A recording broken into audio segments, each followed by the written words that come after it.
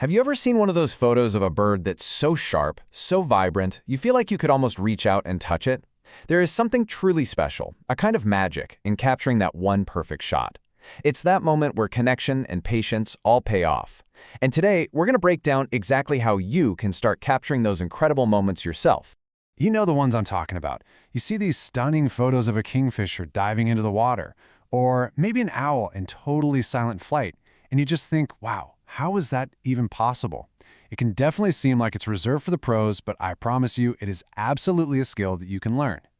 And here's the real secret. It's not actually about having the most expensive camera in the world. Nope. It's a blend of understanding the right tools for the job, learning some fundamental techniques, and this is maybe the most important part, having the patience to just wait for that perfect moment to arrive.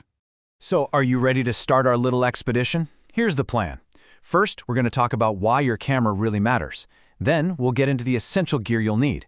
After that, we'll dive into mastering your camera's key settings so you're ready for anything. Then comes the fun part, learning the art of the hunt with fieldcraft and composition. And finally, we'll wrap up with the really important stuff, the photographer's code of conduct and those finishing touches that take a good photo and make it truly great. Okay, first stop on our expedition, the camera itself. Look, your smartphone is an amazing tool for so many things, but when it comes to capturing a tiny, fast-moving bird from far away, you're going to want something with a bit more firepower. And that's exactly where a dedicated DSLR or a mirrorless camera comes in. And here's exactly why that is. First off, what you see is what you get. When you look through that viewfinder, you're looking right through the lens, so you can frame your shot perfectly. Second, speed. The autofocus on these cameras is incredibly fast, and that is crucial for tracking a bird in flight. Third, flexibility. Being able to swap out lenses for different situations, it's a total game changer. And finally, you get complete control. You get to call all the shots, manually adjusting every setting to get the exact photo that you have in your head. All right, time to gear up for our expedition. Choosing the right equipment right from the start is going to make a huge difference, and not just in the quality of your photos, but in how much you actually enjoy the whole process. Now here's a really neat trick for getting closer to your subject without having to break the bank. It's something called a crop factor. An APS-C sensor is a little smaller than a full-frame sensor, and that size difference actually magnifies the image, giving your lens extra reach. It's kind of like getting a free telephoto boost, and for bird photography, that is a fantastic feature to have. Now, let's talk about a specific number, 300 millimeters. Memorize it. That is your absolute minimum starting point. Birds are shy, and you're going to need a telephoto lens to get close without scaring them away. If you have anything less than 300 millimeters, you're really going to struggle to fill the frame and get those powerful, impactful shots. So you know you need a long lens, but which kind? Well, you've got two main choices, a zoom lens or a prime lens. A zoom, something like a 100 to 400 millimeter, is your all-rounder. It is incredibly versatile, letting you reframe your shot without having to move. A prime lens, on the other hand, has a fixed focal length, which means you have to zoom with your feet. But the trade-off is that you often get sharper images and that gorgeous, buttery smooth background blur. Honestly, if you're just starting out, a zoom lens is probably your best bet. Okay, you've got the gear, now it's time to actually learn how to use it. Mastering these 3 key camera settings is really what's going to take you from just snapping pictures to creating truly stunning photographs. First up, we have shutter speed. The easiest way to think about this is like it's your camera's eyelid. The faster that eyelid blinks, the more it freezes motion. The slower it blinks, the more motion blur you're going to get.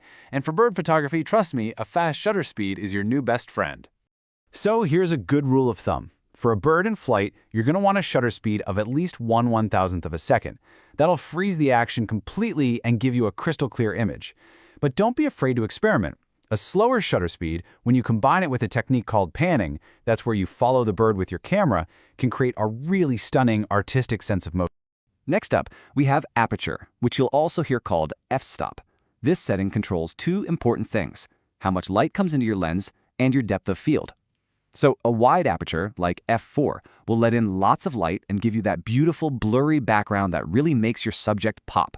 A narrow aperture, like f8, lets in less light, but it keeps more of the whole scene in focus, which is great if you want to show the bird in its natural habitat.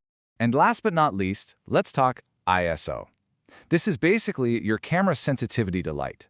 On a bright sunny day, you'll want a low ISO, like 100, for the cleanest, highest quality image. But the best time for bird photography is often early in the morning or late in the evening when the light is all soft and golden. In those situations, you'll need to bump up your ISO to get a fast enough shutter speed. Yeah, you might get a little bit of digital noise or grain, but a sharp photo with a little grain is always better than a blurry one. Of course, all these settings are pretty useless if your photo ends up blurry. To get those tack-sharp images, you need to set your camera to continuous autofocus. This tells your camera to just keep tracking the bird as it moves. And hey, if your camera has eye autofocus, turn it on. It's an absolute game changer that will lock right onto the bird's eye and just not let go. Okay, you've pretty much got the technical side down pat. So now, it's time to head out into the field. This is where the real art and the real fun begins.